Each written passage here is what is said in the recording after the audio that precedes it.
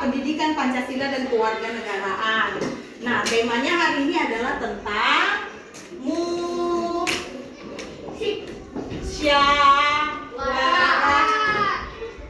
untuk mencapai mufakat ya. Mufakat itu apa?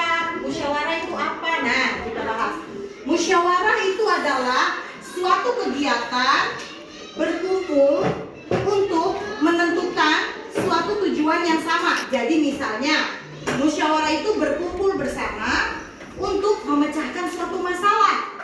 Tapi musyawarah itu dikumpulkan semua hasil pikirannya, lalu dipilihlah solusi mana yang paling baik ya. Oke, misalnya, tahu nggak? Misalnya seperti apa? Ada yang tahu nggak? Misalnya nih, kita ada tugas untuk buat kayak apa namanya? Kayak art.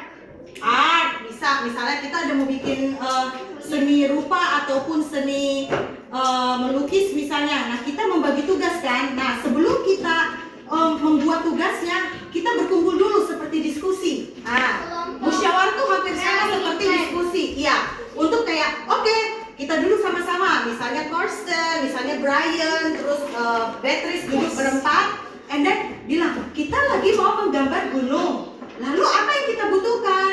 Oh, yang kita butuhkan pensil warna. Oh, jangan, krayon aja. Nah, itu yang disebut dengan bermusyawarah, berkumpul untuk menentukan satu tujuan.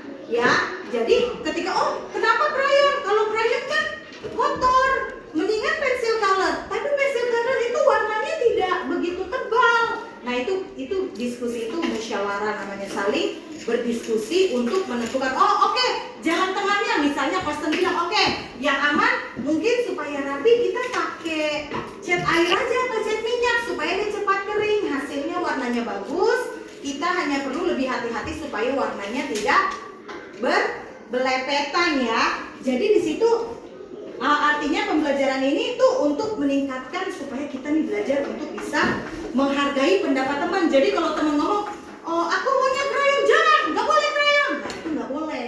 Kita harus dengar dulu temannya bicara apa, lalu kita simpan dulu inputnya, sarannya kita pegang. Oke, kamu maunya krayon. Oke, kamu maunya clear, pensil warna. Oh, kamu maunya cat air. Disimpan dulu. Baru kita buka. Oh, kalau pensil color atau pensil warna bagusnya ini, kekurangannya ini. Kalau krayon bagusnya ini, tidak bagusnya ini. Oh, kalau cat air atau cat minyak bagusnya ini, lalu tidak baiknya ini. Lalu dalam musyawarah itu bukan hanya tentang bagaimana mencapai tujuan, tetapi yang perlu kita perhatikan adalah mengutamakan kepentingan bersama. Jadi targetnya walaupun Beatrice maunya pensil, yang misalnya siapa namanya?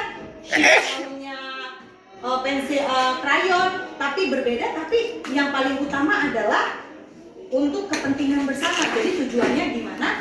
Hasil atau proyek yang dibuat hasilnya bagus. Nah, biasanya musyawarah itu ada di lingkungan keluarga, musyawarah ada di sekolah, musyawarah ada di masyarakat, di lingkungan rumah. Misalnya di lingkungan keluarga, misalnya musyawarah tentang apa sih?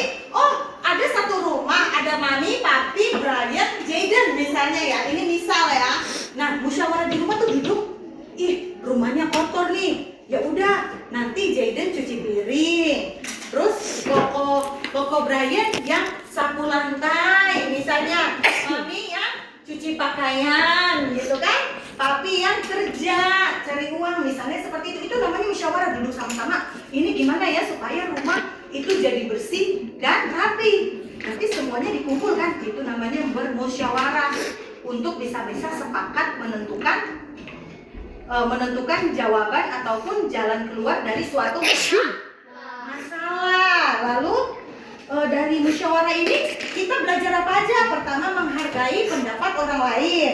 Kedua, mementingkan kepentingan bersama. Jadi bukan kepentingan Miss Mita, bukan kepentingan Brian aja, tapi kepentingan semuanya. Misalnya musyawarahnya di rumah ya kepentingan untuk keluarga. Kalau misalkan itu di sekolah ya untuk kepentingan sekolah. Kalau musyawarahnya di lingkungan rumah, kepentingannya untuk masyarakat sekitar. Lalu yang ketiga, berani menyampaikan ide. Nah, kita juga harus bisa menjadi pribadi yang berani mengutarakan keinginan, tapi dengan cara yang baik ya.